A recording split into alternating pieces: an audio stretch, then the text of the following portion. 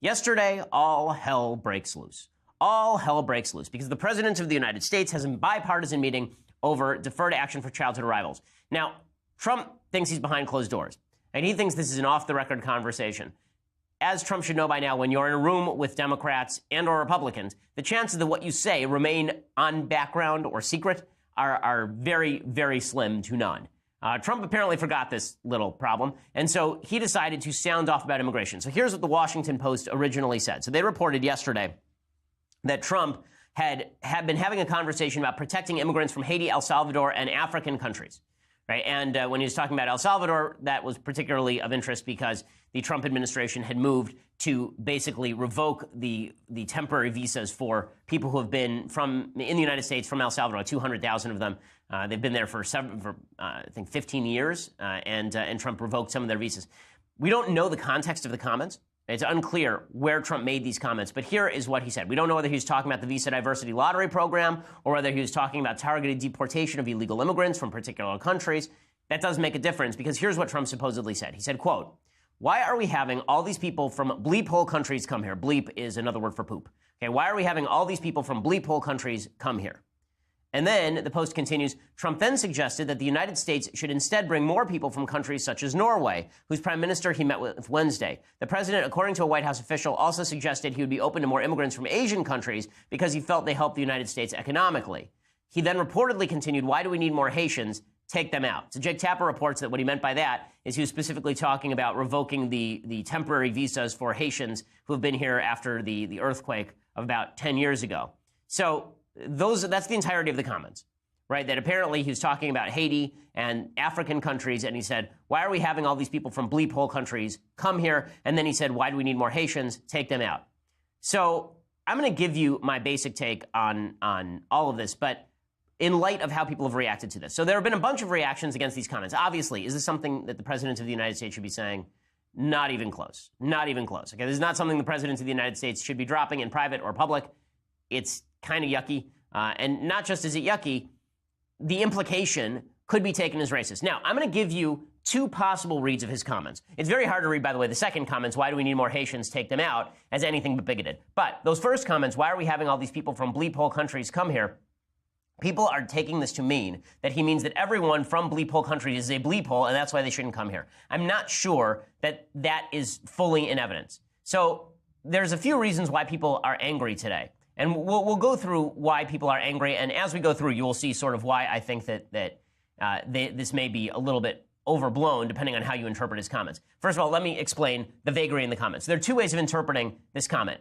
Way one is he's saying there are bleep hole countries, and the people from those countries are bleep holers, and therefore they shouldn't come to the United States. This would be bigotry, right? To suggest that Haitians cannot come to the United States because Haiti's a bad country is just silly. Okay, it's just a silly idea. It's not just silly, it's bigoted, it's racist, it's counterproductive. A huge number of Haitian immigrants come to the United States and get college degrees. I believe that the statistic is something like for new African immigrants, for countries, Haiti's not in Africa, but for African immigrants, the number of people who come to the United States and get college degrees is actually higher than the American population at large. Immigrant populations very often are escaping bad countries. That's the reason they're coming here. And so they know why their countries are bad, right? Look at Cuban immigrants who are coming from Cuba.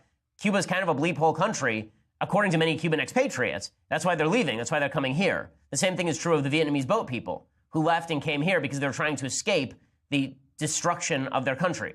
So the idea that you're coming from a country that's a bleep hole and therefore you're a bleep hole is obviously racist and silly and bigoted. Right? A huge percentage of people who came over from Nazi Germany ended up being wonderful citizens of the United States, Germans and Jews alike. The same thing is true of people who are trying to escape Russian pogroms and Polish pogroms. The same thing is true of people who come from China. The vast majority of immigrants to this country are wonderful people who are trying to do hard work and enrich the country by coming here. So the suggestion that you can judge a person from the country because they're from the country is, of course, bigotry. And people who are reading Trump's comments this way have a little bit of support in the idea that Trump has said in the past, for example, that a Mexican judge could not properly judge him because he was Mexican. Right? So people are looking at Trump's track record of linking ethnicity to politics or to judgment or to capacity, and they're saying that this fits in with those comments. So that's a plausible read. Here's another plausible read, okay, and this is the one people are ignoring. The other plausible read is that Trump is saying, look, we have a diversity visa lottery program, and that diversity visa lottery program is designed to take in people by country. It doesn't evaluate them on an individual level. Now, let me backtrack for a second. My own position on immigration is if there is no welfare, if there is no social safety net, I am for free and open immigration. Whoever wants to come can come. I don't have a problem with anybody coming here so long as they're not mooching off anyone. I don't care what country they are from. I do care about cultural impact. I do care about the viewpoints they espouse, but they're not coming here to be violent. If they assimilate to American ideology, I don't care where you are from. Okay, that said, the diversity visa lottery program is the opposite of that. The diversity visa lottery program says that we are specifically going to bring people in from downtrodden countries, from countries that don't send a lot of immigrants through the legal immigration process. We're going to go to those countries and bring in a large number of immigrants from those specific countries. Right? Originally, the diversity visa lottery program was actually designed to get more Irish immigrants into the country in 1965 because there had been a rapid decrease in the number of Irish immigrants entering the country, and so they wanted to use the diversity visa lottery to increase the number of Irish, apparently, in 65. That shifted in 1990, and the number one beneficiary of the diversity visa lottery program are people from African countries. So here's what Trump could be saying. He could be saying, listen, if we have to judge people only by country, right, we're not going to look at them as individuals, which is really how we should do an immigration program. We should look at people and say, is this a good person or is this a bad person? Is this someone we want in the country or is this someone we don't want in the country? Right? That's the way we should do immigration always. But the diversity visa lottery program says, okay, you're from Ghana, you get in. You're from France, you don't. Right? That's really how the lottery program works. And so Trump might be saying, listen, that seems backward to me in the sense that if you were just going to take as the only descriptor the country of origin, you have to look at the country of origin, and country of origin does make a difference.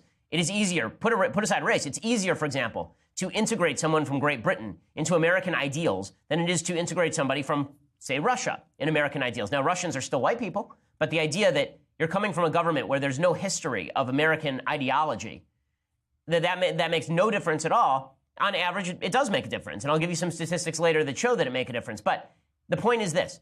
We shouldn't be responding to the diversity visa lottery by doing what Trump said, which is bring in more people from Norway. We should be saying, no diversity visa lottery because every individual should be elevated or degraded on their merits. We should have a merit-based immigration system. That's the way that we should do this. So those are the two plausible ways of reading what Trump said.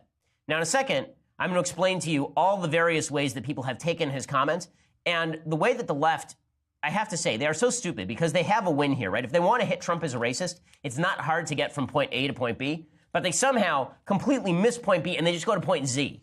It's truly crazy. I'm going to show you in just a second. But the media lost their minds yesterday because they didn't just say, what Trump is saying here is that he's judging immigrants by their country of origin, and that's bigoted. There you'd have a pretty solid argument, right? You'd have a solid argument. Now, as I say, Trump could say, listen, I wasn't saying that you're judging people by their country of origin. I'm saying that if you are going to judge people by their country of origin, as the diversity visa lottery suggests, then you do have to look at the difference between the cultures of Great Britain and the cultures of, say, Russia or Spain or Greece or any other country, right? You're going to have a hierarchy of countries from which it is most likely that people are going to be easily able to assimilate. That doesn't seem completely unreasonable to me. And Trump could even say, if you look at that Washington Post story, I say as much, right? I say I want more Asian immigrants, meaning from places like South Korea, which has a very westernized country, as opposed to say Ivory Coast, right? There are certain countries where integration is going to be easier.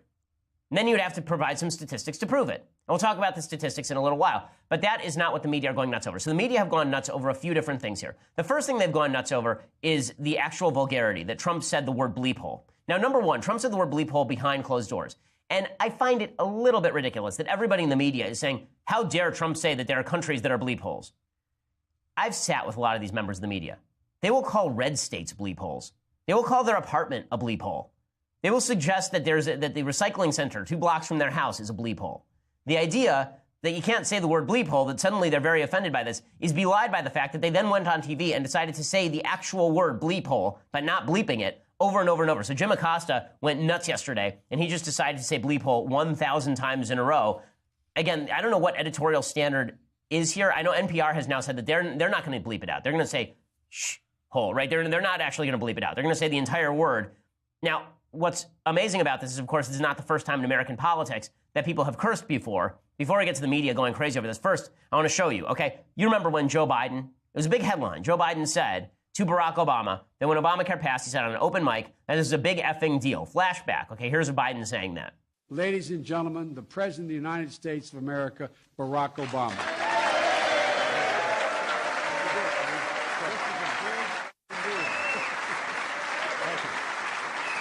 Thank you, everybody. Okay, so he says there, if you can't hear it, this is a big effing deal. Right? This is a big effing deal. And this was such not a big deal to people that the Democratic Party put out a T-shirt with this on it. Right? They put out a T-shirt with health reform is a BFD. I remember they sold this on the Democratic Party website. Did the media actually write out actually spell it out? Did they actually spell out the F word? Did they actually report that that's what he said, or did they bleep it out? Of course they bleeped it out, right? They bleeped it out the same way that we're bleeping it out. Same thing is true when LA Mayor Eric Garcetti swore at a King's rally. This is just a couple of years ago, right? This guy wants to run for president, and he got up and he said, this is a big effing day. Right? This is what it looked like. But there are two rules in politics. They say never, ever be pictured with a drink in your hand and never swear. But this is a big day. Way to go, guys. Okay, so there he is saying big effing day. Did the media print any of that? Of course they didn't print any of that. But now they're going to say S-hole over and over and over because Trump is the president. I mean, let's be clear. This is why they are changing their editorial standards. So here's Jim Acosta saying it over and over and over. We bleeped it out, but he did not bleep it. In which the president referred to countries like Haiti and countries in Africa as a hole. Obviously, I apologize for using this word here, but this is a quote from the president. Why are we having all these people from hole countries come here? Why are we having all these people from... You get the point. Mm-hmm. And I notice you, Wolf, you hesitated to use that word. I hesitate to use it myself as an S-hole or hole is what the word that the Washington Post is quoting the president as saying. Okay, I remember when they were suggesting, there was a rumor that I think it was Barack Obama directly to Jeffrey Goldberg. So he cursed about Benjamin Netanyahu, if I'm not mistaken. I think that happened as well. This new editorial standard where you only quote the curse word in order to humiliate Trump is obviously directed at Trump. Chris Cuomo, who's just an ass of epic order, he came out and he said that Trump gave this word to the world, right? No one had ever heard this word before. Trump actually originated it.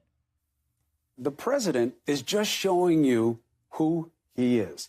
This is who he is, okay? We sum it up in a word, okay? There it is.